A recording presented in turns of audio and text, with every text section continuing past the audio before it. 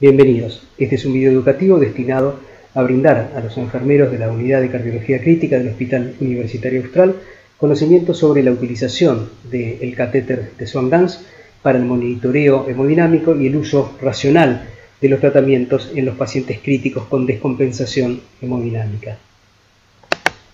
La idea entonces será conocer los conceptos básicos del catéter de la arteria pulmonar. Vamos a comenzar entonces viendo un breve video sobre la colocación del mismo. El mejor lugar para colocar el catéter de Swan-Ganz son las venas del cuello del lado derecho, ya que por la curvatura del catéter se llega mejor al corazón.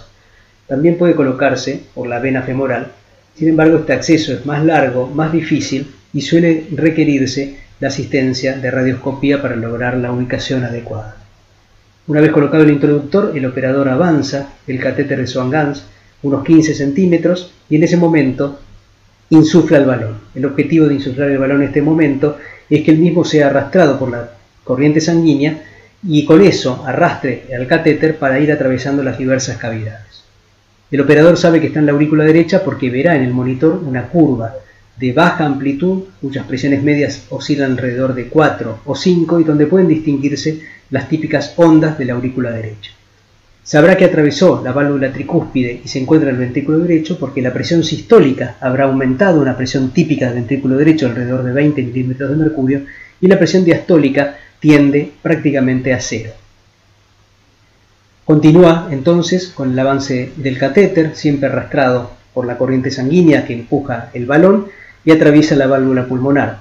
Sabrá que esto ha ocurrido debido a la aparición de la típica curva pulmonar, en donde la presión diastólica ha subido, ya no es cero, esto es por el cierre de la válvula pulmonar, y aparece la onda dícrota que indica el cierre en diástole de la válvula pulmonar. Con esto ha identificado que se encuentra en posición adecuada.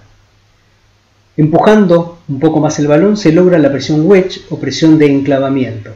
Aparece nuevamente una onda de baja amplitud, que es la onda de la presión wedge, similar a la de la aurícula derecha.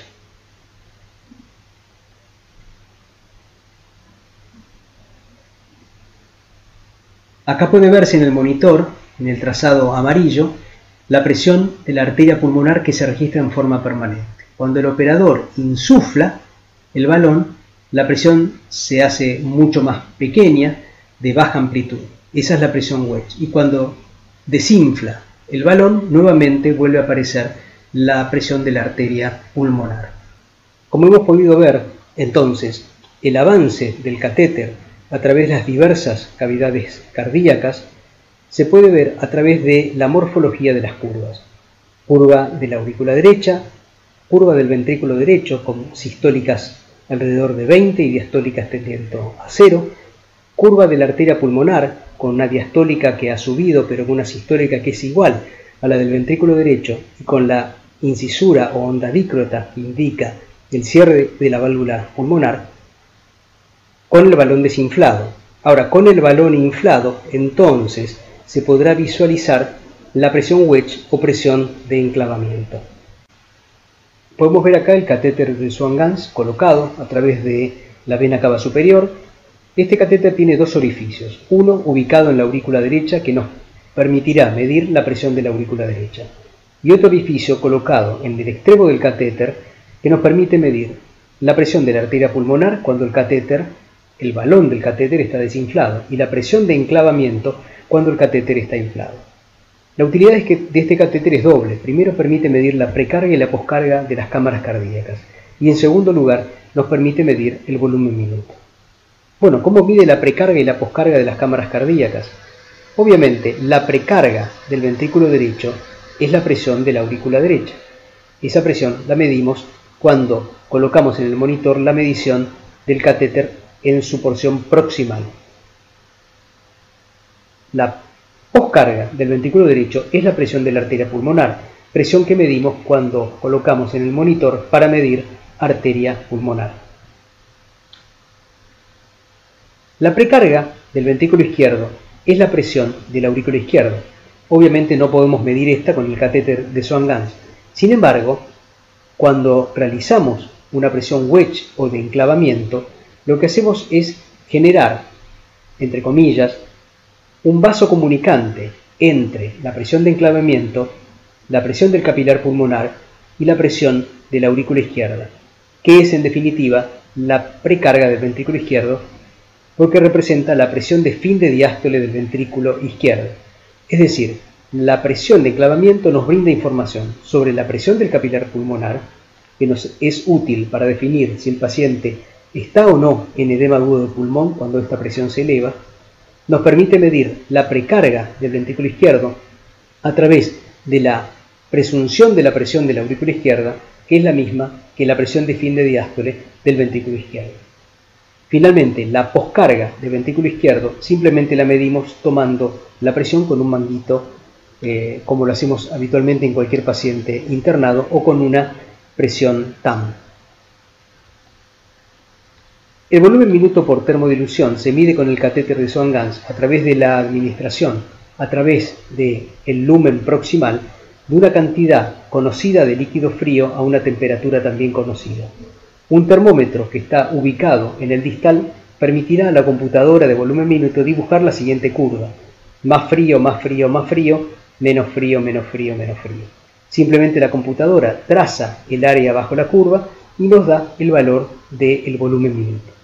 Obviamente ese volumen minuto debe ajustarse a la superficie corporal del paciente, ya que no es lo mismo un volumen minuto de 4 litros para un paciente pequeño que para un paciente muy alto y que pese muchos kilos. El objetivo del monitoreo hemodinámico y del tratamiento con expansión, diuréticos o vasopresores o vasodilatadores o cronotrópicos positivos es mantener el transporte de oxígeno adecuado. El transporte de oxígeno tiene dos determinantes. Uno es el volumen minuto y el otro es el contenido arterial de oxígeno. Volumen minuto, contenido arterial de oxígeno y un tercer elemento, que es la presión de perfusión, son los que mantienen la perfusión tisular adecuada. Si conocemos los determinantes de cada uno de estos elementos y los manejamos apropiadamente, podremos mantener a nuestro paciente con vida. El volumen minuto tiene dos determinantes, la descarga sistólica y la frecuencia cardíaca. Frecuencias cardíacas muy bajas determinarán un volumen minuto muy bajo. Sin embargo, frecuencias cardíacas muy altas, sobre todo por arriba de los 180 latidos por minuto, hacen que el tiempo de llenado diastólico se acorte y por ende el volumen minuto también puede caer, como ocurre en las taquiarritmias. La descarga sistólica tiene tres determinantes: la precarga, la poscarga y el estado contráctil. La precarga es la carga previa con la que el corazón inicia su contracción. Esto tiene que ver con la ley de Frank-Starling: a mayor longitud del sarcómero, mayor fuerza de contracción. Esto significa que a mayor presión de fin de diástole, que determine un mayor volumen de fin de diástole, mayor será la fuerza de contracción. Obviamente esto tiene un límite. Cuando la presión de fin de diástole es muy elevada, esa presión se transmite hacia la aurícula izquierda y hacia el capilar pulmonar, y es la presión hidrostática que genera el edema pulmonar. La poscarga es el otro determinante de la descarga sistólica y es la fuerza que se opone a la eyección cardíaca. La poscarga del ventrículo izquierdo está determinada por la presión arterial sistólica y la poscarga del ventrículo derecho está determinada por la presión sistólica de la arteria pulmonar. El tercer elemento de la descarga sistólica es el estado contráctil, que depende de la cantidad de masa contráctil. Obviamente esta puede deteriorarse debido a la presencia de un infarto de miocardio, y también depende del estado inotrópico, es decir, de la fuerza con que ese corazón pueda contraerse. El contenido arterial de oxígeno está determinado por la cantidad de glóbulos rojos que el paciente tiene y por la saturación. La saturación depende obviamente de la función pulmonar. Finalmente, la presión arterial tiene dos determinantes. Uno es el volumen minuto y el otro es la resistencia periférica. Cuando la resistencia periférica está muy baja, como ocurre en la sepsis o en la respuesta inflamatoria sistémica, entonces la presión puede caer y determinar una hipoperfusión tisular. ¿Cómo hacemos para tratar adecuadamente a nuestro paciente? Si le falta hemoglobina, habrá que administrar glóbulos rojos. Si la saturación es inadecuada, habrá que considerar colocar al paciente en asistencia ventilatoria mecánica. Y obviamente, mantener una capilar normal. Esto significa que el paciente no tenga edema pulmonar. Si la precarga es muy baja, habrá que realizar expansiones, y si la precarga es muy alta, habrá que realizar diuréticos. Si la poscarga es muy elevada, tanto que determina la caída de la descarga sistólica, habrá que usar vasodilatadores, como la nitroglicerina o el nitroprusiato. Si la resistencia periférica, por el contrario, es muy baja, y esto determina una caída de la TAM, habrá que usar drogas vasoconstrictoras, ya sea puras, como la vasopresina, o drogas que tengan efecto vasoconstrictor e inotrópico, como la noradrenalina o la dopamina, para levantar las resistencias y con eso mejorar la TAM. Si la frecuencia cardíaca está muy baja, habrá que utilizar drogas cronotrópicas positivas o utilizar marcapasos. En cambio, si la frecuencia cardíaca está tan alta, por arriba de los 180 milímetros de mercurio, esto se debe a una arritmia, habrá que utilizar drogas antiarrítmicas o incluso la cardioversión eléctrica. Finalmente, y si hemos considerado todos estos elementos y decidimos que el volumen minuto está bajo porque el estado contráctil está deteriorado, aparte de solucionar el problema, si se puede, por ejemplo, si es un infarto, considerar y realizar una reperfusión adecuada, podríamos utilizar también drogas inotrópicas, como la dobutamina o como el levosimendan, o incluso la combinación de drogas que tienen efecto inotrópico y vasoactivo, como la dopamina o la noradrenalina, para mejorar el estado contráctil mediante la estimulación. Si conocemos bien todos estos elementos, mantendremos la perfusión tisular adecuada y entonces nuestro paciente tendrá una mayor chance de sobrevida. Cuando consideramos exclusivamente el elemento precarga, tenemos que pensar en la ley de Frank-Starling, que nos decía que a mayor longitud del sarcómero, mayor fuerza de contracción. Obviamente, en términos de Swan-Ganz, esto se traduce en a mayor presión wedge, mayor fuerza de contracción. Esto tiene un límite que se encuentra aproximadamente en los 18 milímetros de mercurio de presión wedge, en donde comienza a aparecer edema pulmonar. Desde el punto de vista de la fisiopatología de la hemodinamia respecto de la precarga, entonces hay estados hemodinámicos con precarga baja. Estos son fundamentalmente la hipovolemia. Cuando la hipovolemia la expandimos, mejora entonces la fuerza de contracción. Hay otros elementos que pueden considerarse como precarga baja relativa del ventrículo izquierdo, como son la disfunción del ventrículo derecho, el TEP, el taponamiento. Estos tres elementos, si bien no son propios del ventrículo izquierdo, son los que determinan la precarga del ventrículo izquierdo, en este caso, la desprecarga del ventrículo izquierdo. Considerar también que frecuencias cardíacas muy rápidas o la pérdida de la patada auricular también son un problema para la precarga del ventrículo izquierdo. Y existen casos, estados hemodinámicos, en donde la precarga está muy elevada, es decir, hay edema pulmonar. Estos son la insuficiencia cardíaca, la sobrecarga de fluidos muy marcada en pacientes que no pueden manejarlos o que tienen, por ejemplo, insuficiencia renal, y la isquemia miocárdica. En la isquemia miocárdica el corazón se pone muy rígido, requiere más presión para poder distender mejor sus fibras, se eleva la presión de fin de diástole y entonces genera edema pulmonar.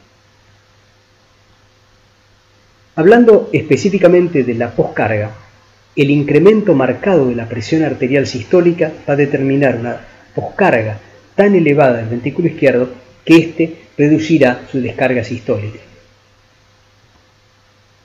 Hay que tener en cuenta que el elemento poscarga afecta en forma diferente al ventrículo derecho del ventrículo izquierdo. Podemos ver en esta figura cómo un incremento de la poscarga del ventrículo izquierdo lo afecta, pero no lo afecta en forma tan marcada como si afecta la poscarga al ventrículo derecho. Es decir, la hipertensión arterial sistólica especialmente va a afectar a un ventrículo izquierdo que está deteriorado. Sin embargo, el ventrículo derecho, cuando le sube mucho su poscarga, lo que ocurre, por ejemplo, en una embolia pulmonar que tapona el lecho capilar pulmonar y el ventrículo derecho tiene que hacer mucha fuerza para poder pasar la sangre de derecha a izquierda, va a caer marcadamente la eyección del ventrículo derecho. Es por eso que las embolias de pulmón no se mueren por un problema de oxigenación, sino que se mueren por una falla del ventrículo derecho. Finalmente, y refiriéndonos al estado contráctil, la mejor forma de perder estado contráctil es perder masa contráctil, como ocurre en el infarto de miocardio, en las miocarditis y en las miocardiopatías. Pero también puede perderse, o nosotros podemos modificar el estado inotrópico del paciente. Esto se hace mediante la administración de inotrópicos o por el mismo sistema simpático de un paciente, por ejemplo, que se despierta de una sedación cuando está en ARM o se despierta de una asistencia. El mismo simpático propio va a activar y va a mejorar el estado inotrópico cardíaco. O podemos perder estado inotrópico cuando hay intoxicación por beta bloqueantes, por bloqueantes cálcicos, cuando hay depresión por sepsis o, por ejemplo, cuando hay daños por quimioterápicos. La finalidad de mantener una precarga y una poscarga y un estado contráctil adecuado es mantener una descarga sistólica adecuada, que junto a una frecuencia cardíaca adecuada determinarán un volumen minuto adecuado, que, ajustado por superficie corporal, mantendrá un índice cardíaco adecuado.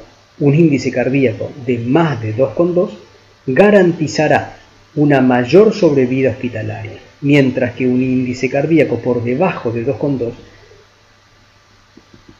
incrementará marcadamente la posibilidad de muerte del paciente.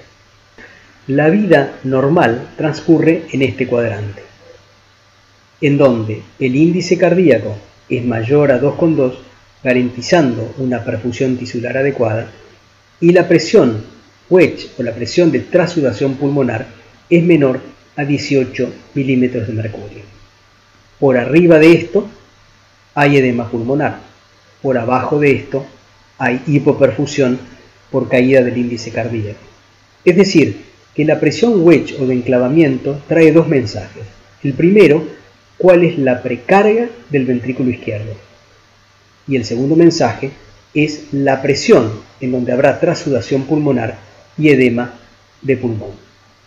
No siempre será necesario un catéter de Swan-Ganz para establecer si el volumen minuto o el índice cardíaco de nuestro paciente es adecuado o está bajo.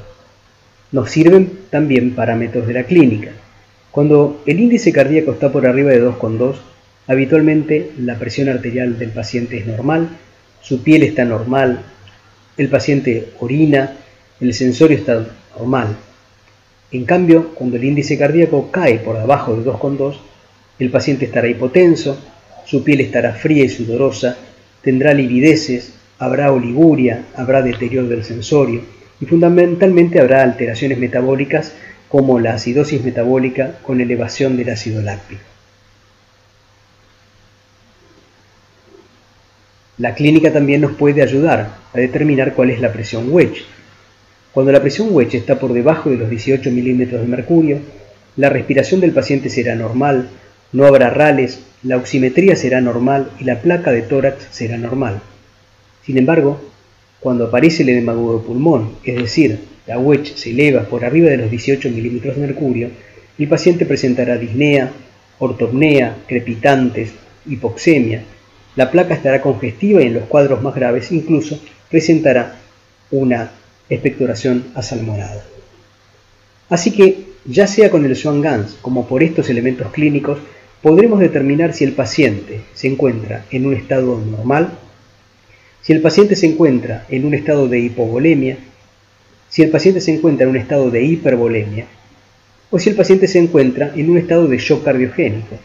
Fíjense que para llegar a este cuadrante necesitamos necesariamente reducir el estado contráctil del paciente. Cada uno de estos cuadrantes tiene su tratamiento. Aquellos pacientes que se encuentran en el cuadrante de la hipovolemia, habrá que utilizar la expansión para traerlos al cuadrante normal. Si la hipovolemia es relativa en relación continente-contenido, como ocurre en las vasodilataciones severas generadas en la sepsis o en la falla orgánica múltiple cuando hay respuesta inflamatoria sistémica, quizá con la expansión no alcance y haya que usar entonces vasopresores. Si el paciente se encuentra en hipervolemia, es decir, UECH elevada, edemas, y esto se debe ya sea a una sobrecarga hídrica o a una poscarga muy elevada que ha generado isquemia miocárdica, entonces habrá que usar diuréticos y vasodilatadores para volver al cuadrante normal. Si el paciente se encuentra en un cuadrante de shock cardiogénico, esto es porque su estado inotrópico, su estado contráctil ha sido reducido, por ejemplo por un infarto de miocardio o por una disfunción miocárdica por sepsis, entonces tendremos que usar inoconstrictores para poder volver al paciente a los cuadrantes de la normalidad. Primero elevando su presión arterial y su índice cardíaco y luego con diuréticos y vasodilatadores para volver al cuadrante de la normalidad. Es decir, que ante el paciente hemodinámicamente descompensado, lo primero que tenemos que hacer es determinar si la vía aérea está permeable. Lo segundo es mantener una ventilación y oxigenación adecuada por el otro determinante del transporte de oxígeno, que es el contenido real de oxígeno. Y finalmente, dedicarnos a la circulación. Mantener una presión arterial adecuada. ¿Cómo lo evaluamos? Simplemente con un tensiómetro. Mantener una perfusión periférica adecuada. Bueno, ¿cómo lo evaluamos? Inicialmente con nuestras manos. Si el paciente está frío, sudoroso, tiene livideces. La congestión pulmonar podemos evaluarla mediante el estetoscopio. Si el paciente tiene rales congestivos, entonces la UECH estará elevada y nos indicará esto congestión pulmonar. El otro elemento a evaluar son las yugulares. Simplemente utilizando nuestros ojos, si vemos que las yugulares están muy ingurgitadas, eso puede deberse a una hipervolemia, pero también puede deberse a una disfunción de ventrículo derecho por embolia de pulmón o por infarto, o también puede deberse a un taponamiento cardíaco. Luego de esto, y de determinar si el paciente se encuentra con hipovolemia, shock cardiogénico o hipervolemia, podemos utilizar el resto de los elementos complementarios como la placa de tórax, el ecocardiograma y el catéter de Swan-Ganz como para poder ajustar el tratamiento de nuestro paciente. ¿Cómo utilizar entonces las drogas inotrópicas, vasoactivas y los diuréticos? Bueno, veamos un poco esta rueda virtuosa del paciente hipercrítico. Lo primero que tenemos que hacer es mantener la presión arterial del paciente normal. Para eso utilizaremos expansión si el paciente se encuentra en un cuadrante de la hipovolemia, o habrá que usar vasopresores si la causa de la presión arterial baja es la vasodilatación marcada. Lograda una presión arterial adecuada, nos dedicaremos a ver si el índice cardíaco es adecuado. Si el índice cardíaco está bajo, porque el paciente está hipovolémico, habrá que expandirlo. Si el índice cardíaco está bajo, porque el estado contráctil del paciente está bajo, podremos estimularlo con inotrópicos. Y si el índice cardíaco está bajo, porque la poscarga del ventrículo izquierdo está muy elevada, tendremos que utilizar vasodilatadores. Obviamente en este último caso será la presión arterial sistémica la que está muy elevada. Una vez conseguido un índice cardíaco adecuado, nos dedicaremos al tercer punto, que es reducir la congestión pulmonar. Si la congestión pulmonar está presente debido a que el corazón está fallando porque tiene un problema con su contractilidad, ya sea por pérdida de masa miocárdica o de estado inotrópico, entonces podremos estimular el corazón con drogas inotrópicas. En cambio, si la congestión pulmonar se ha producido porque el ventrículo falla debido a una poscarga muy elevada, podemos utilizar vasodilatadores de poscarga como la nitroglicerina o el nitroprusiato para poder bajar la poscarga y que la eyección mejore, reduciendo entonces la congestión pulmonar. Finalmente, si la congestión pulmonar está elevada debido a que hay una sobrecarga hídrica marcada o el paciente no se puede desembarazar de líquido, como ocurre en la insuficiencia renal, entonces tendremos que utilizar diuréticos o en su defecto diálisis. Lograda una presión arterial adecuada, un índice cardíaco adecuado y habiendo reducido la congestión pulmonar, lo tercero que tenemos que hacer es intentar retirar el soporte. Obviamente hay que corregir todos los gatillos, revascularizar al paciente con infarto, corregir la arritmia, corregir la infección y poco a poco hay que ir reduciendo el soporte, siempre cuidando con un monitoreo tisular adecuado, cómo ir realizando los destetes, ¿sí?, de los elementos que hemos colocado. Y si no da resultado, habrá que pensar en una asistencia más potente, como puede ser una asistencia ventricular. Para concluir, podemos decir que el catéter de Swan-Ganz nos sirve para conocer la precarga, la poscarga y cómo está la contractilidad del corazón en nuestro paciente crítico, pero también que estos elementos los podemos determinar mediante la clínica. Será importante hacer con estos elementos un uso racional de los inotrópicos, de los vasoactivos, de la expansión o de los diuréticos, siempre pensando en términos fisiopatológicos en todos los determinantes del transporte de oxígeno, de volumen minuto, frecuencia cardíaca, descarga sistólica, precarga, poscarga y estado contráctil. ¿Cómo está cada uno de estos elementos y cómo podemos mejorarlos? Contenido arterial de oxígeno, si el paciente no está anémico, si el paciente está ventilado adecuadamente. ¿Y cómo está la presión arterial?